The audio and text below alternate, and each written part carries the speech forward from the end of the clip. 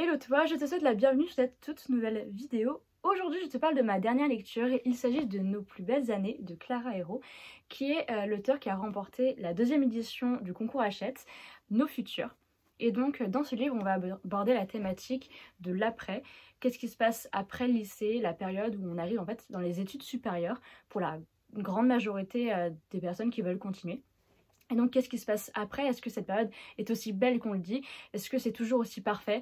Et on se rend compte que par moments, des fois c'est juste une très grosse illusion. Donc je commence d'abord par un petit résumé et après je parlerai de mon avis et d'un point sur lequel j'ai envie de m'exprimer. Donc dans Nos plus belles années, on va suivre Jade et Ambre qui sont meilleures amies depuis qu'elles sont toutes petites. Elles sont voisines et elles habitent à Bordeaux. Et à leurs 18 ans, elles vont candidater pour la même école, donc Sciences Po Lille.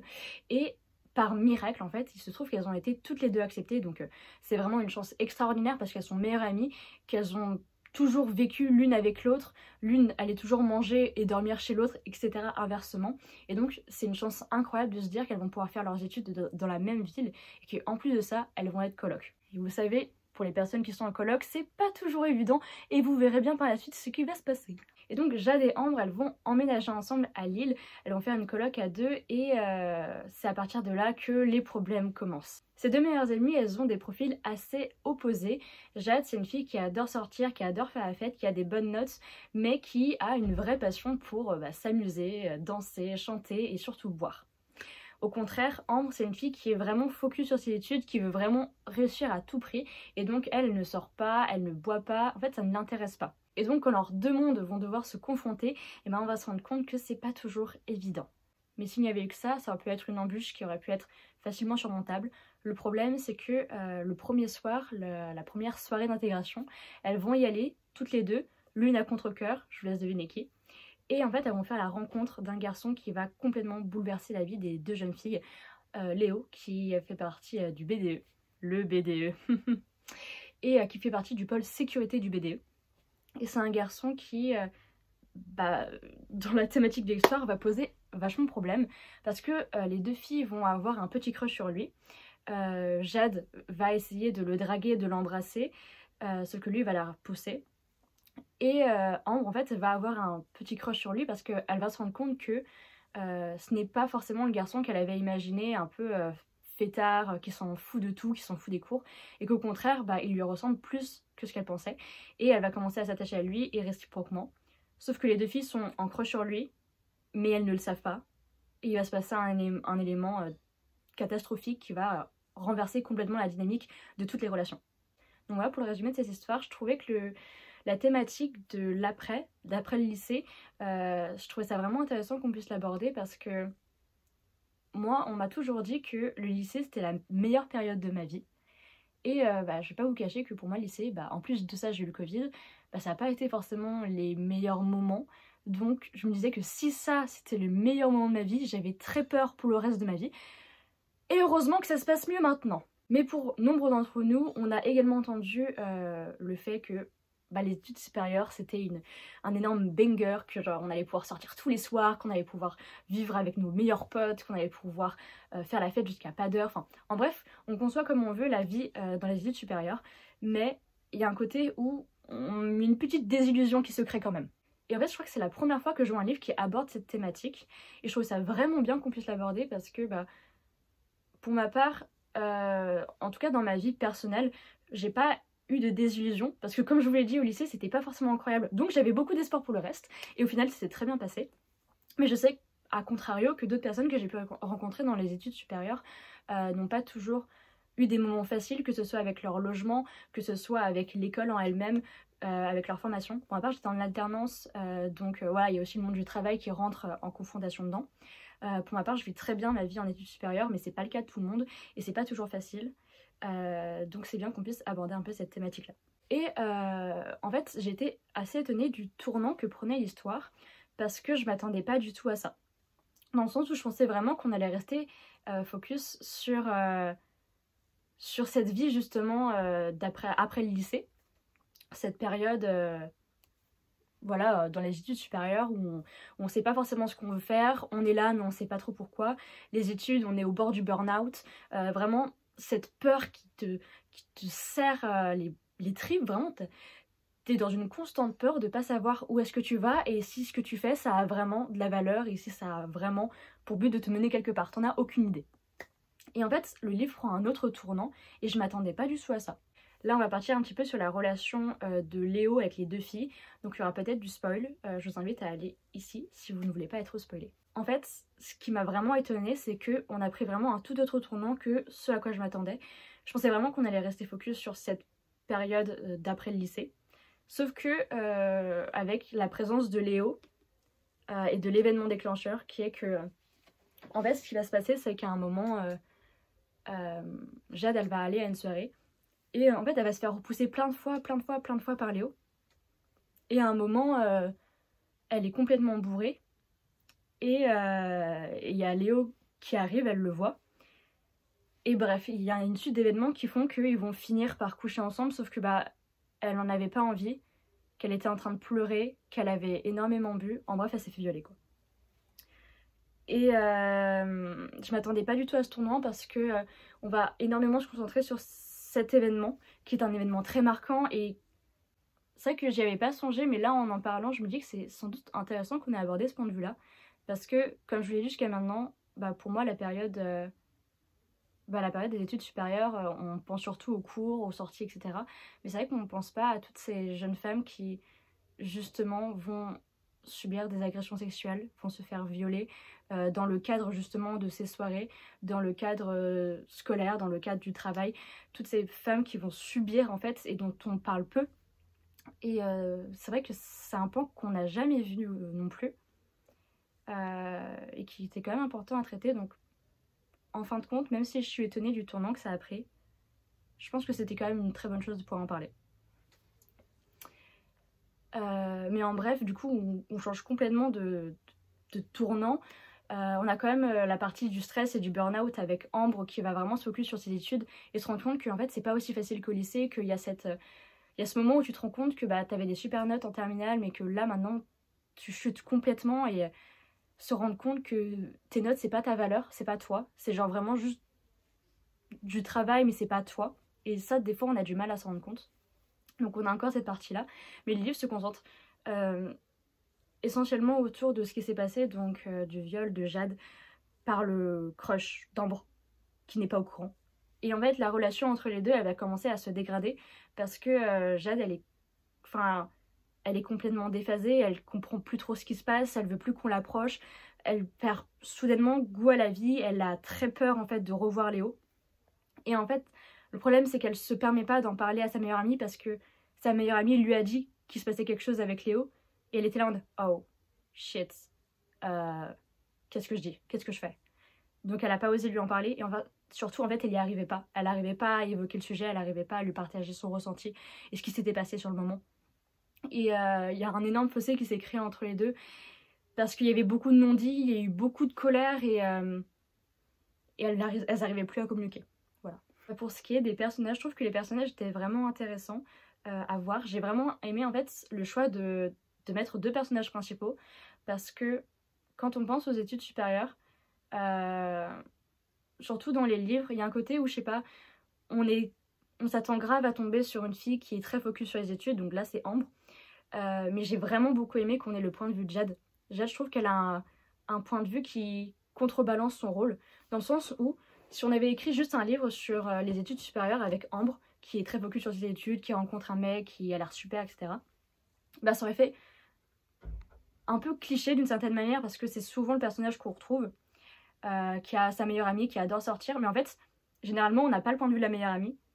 Et là, en fait, on l'a, et je le trouve super intéressant parce que il y a un vrai travail sur l'expression des sentiments, sur le choix des mots, qui fait que des fois, Jade, elle va agir et on comprend pas pourquoi sur l'instant T, mais quand on arrive en fait dans son point de vue, on comprend mieux pourquoi elle agit comme ça.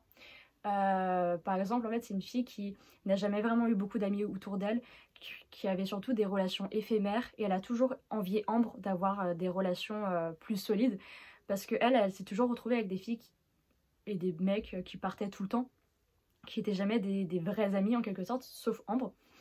Et elle l'a toujours super mal vécu, avec en plus de ça une mère qui est partie quand elle avait 7 ans et un père avocat qui est très peu présent. En bref, il y a tout un contexte familial, tout un environnement qui fait que ça l'a conditionnée à comment elle est aujourd'hui. Et elle le vit plutôt mal et on voit qu'il y avait vraiment un très gros contraste déjà entre les deux personnages quand elles arrivent à Lille. Il y a d'un côté Ambre qui est assez stressée, assez anxieuse parce qu'elle quitte Bordeaux, elle quitte sa famille qu'elle aime de tout son cœur, elle quitte ses amis qu'elle adore pour une ville qu'elle ne connaît pas et surtout elle est très stressée des études supérieures. Et de l'autre côté on a Jade qui elle n'a aucune attache à Bordeaux, qui n'a aucune raison de rester là et qui va vraiment l'arrivée dans les études supérieures comme un nouveau départ. Donc dès l'arrivée déjà, on a deux positions qui sont très différentes. Une qui est très optimiste et l'autre qui est assez stressée et qui a peur de comment les choses vont évoluer. Donc vraiment ce choix de cette narration à double voix était vraiment super intéressant et j'ai vraiment adoré voir le point de vue de Jade qui était très bien écrit et qui avait des mots très bien choisis je trouve. Je vais également faire un petit point sur l'écriture. J'ai adoré l'écriture de Clara Hero. Je la trouvais douce, je la trouvais délicate, je la trouvais très bien ficelée. Et il y a comme je vous l'ai dit plus tôt, il y a un choix des mots qui est très pertinent, où on comprend assez bien les sentiments des personnages parce qu'il y a une vraie analyse. En fait, on est vraiment dans la tête, ils sont vraiment en train de se dire « En fait, il se passe ça, moi je me sens comme ça ». Et c'est bien en fait de comprendre comment les personnages se sentent par rapport à une action. Par exemple, elle va être en train d'étudier et elle va complètement paniquer parce que c'est un exposé qui est ultra important, sauf que la prof, elle est hyper sévère. Enfin, en bref, il y a tout un détail sur les émotions du personnage qui fait que tu comprends vraiment pourquoi le personnage se sent comme ça. Donc ça, j'ai trouvé ça super intéressant.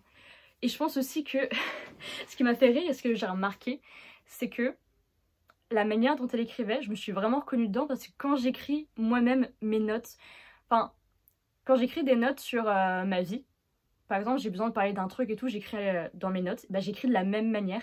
Du coup, je me suis vraiment reconnue dedans parce que j'avais l'impression de lire mes notes. J'avais l'impression d'être vraiment dans ma tête, ce qui donne vraiment cette impression de suivre les personnages à l'intérieur d'eux et pas d'un point de vue extérieur.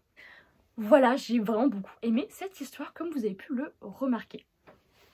Je vais traiter d'un sujet qui est assez délicat. D'ailleurs, ça peut contenir du spoil, donc si vous ne voulez pas, je présume que ça serait mieux que vous quittiez cette vidéo maintenant. Il y a un trigger warning, du coup, agression et viol. Donc voilà, je vous préviens maintenant. Dans cette histoire, du coup, comme je vous l'ai dit plus tôt, Jade s'est fait violer par Léo, qui est le crush d'Ambre, et j'ai été assez perplexe de ce qui s'est passé par la suite. Dans le sens où il y a un côté où j'étais déçue de ne pas m'y reconnaître. Parce que je pense que je vais également parler par expérience. Et je pense que j'ai encore du mal à dire. Je pense que d'une certaine manière, j'ai pu également subir ce type d'agression. Comme vous pouvez le remarquer, j'ai encore du mal à dire le terme parce que c'est comme si je me sentais pas concernée. Et je pense que justement ça a à voir avec ma perception de l'histoire également. Dans l'histoire, du coup, Jade, quand ça va lui arriver, elle a une réaction qui était différente de comment moi j'avais réagi. Ce qui fait que je me suis pas reconnue dedans. C'est que elle s'était énormément renfermée sur elle-même. Elle broyait vraiment du noir. Il y avait vraiment une cassure avec le moment où, quand ça arrivait. En gros, quand c'est arrivé, d'un coup, elle est devenue sombre, elle s'est renfermée, elle voulait pas que les gens l'approchent. Ce qui peut être un comportement qui arrive vraiment, hein, vous en faites pas. Du jour au lendemain, en fait, elle s'est vraiment renfermée sur elle-même, elle voulait plus sortir, elle mangeait beaucoup moins. Elle était vraiment très fortement impactée par ça. Ça l'a impactée physiquement et mentalement. Et en fait, je sais pas pourquoi, j'ai pas réussi à me reconnaître dans ce personnage et j'ai été déçue de pas me reconnaître dedans. Je pense pas que ce soit dû au style d'écriture ou aux événements racontés, mais je pense que quand d'une certaine manière t'es encore dans le déni, quand t'es encore dans cette phase où tu n'acceptes pas ce qui s'est passé, t'as du mal à... Je pense que t'as du mal à compatir pour les autres aussi. En tout cas, pour ma part, le problème c'est que j'ai été déçue de ma réaction et j'ai été déçue de l'événement. Enfin, déçue de l'événement. J'ai été étonnée parce que ça correspondait pas à ce que je m'attendais à voir. Parce que je pense que pour que je puisse me reconnaître davantage dedans, je me serais attendue à ce qu'il y ait vraiment une réflexion autour de l'événement et qu'elle se pose la question de qu'est-ce qui s'est passé, qu'est-ce que je voulais. J'ai été étonnée en fait de comment ce personnage a vécu cet événement. Parce que je m'attendais pas à ce qu'elle réagisse de cette manière-là. Il y a un côté où je sais pas trop comment l'expliquer et j'ai vraiment pas envie d'offenser qui que ce soit et je suis navrée si j'ai pu offenser quelqu'un. Mais il y a un côté où c'était pas surjoué, mais j'ai l'impression que quand un événement de ce genre arrive, il y a une très grosse part de déni qui est là. Alors que j'ai eu l'impression que de son côté, elle avait conscience très tôt, enfin assez tôt, que ce qui s'était passé, c'était pas à cause d'elle. Et c'était pas à cause d'elle, on le rappelle. Je sais pas comment en parler. C'est horrible, j'ai une vague idée de ce que je veux dire, mais j'arrive pas à en parler. En bref, l'idée principale que j'avais envie de ressortir, c'est que je pense que j'ai pas réussi à me reconnaître dans le personnage parce que moi-même je suis encore dans le déni. Et que par conséquent, la manière dont le personnage a réagi m'a étonnée parce qu'elle ne correspondait pas à ma vision que j'avais de cet événement et comment j'ai pu vivre l'événement. Je sais pas. Je pense que j'ai juste été déçue de ne pas me reconnaître dedans et déçue de moi-même de ne pas avoir réussi à me reconnaître dedans alors que c'est censé être la même chose. Enfin, voilà, on termine sur une touche un peu tristoune, mais en même temps c'est la thématique du livre qui est abordée. Voilà. De manière générale, le livre, je l'ai vraiment beaucoup apprécié, j'ai vraiment beaucoup aimé la plume. Et c'est un livre qui se lit très rapidement parce que les caractères sont décrits en très gros, il y a très peu de pages au final. Donc je pense que c'est un livre que vous pouvez lire assez rapidement et qui peut facilement vous conquérir. Voilà.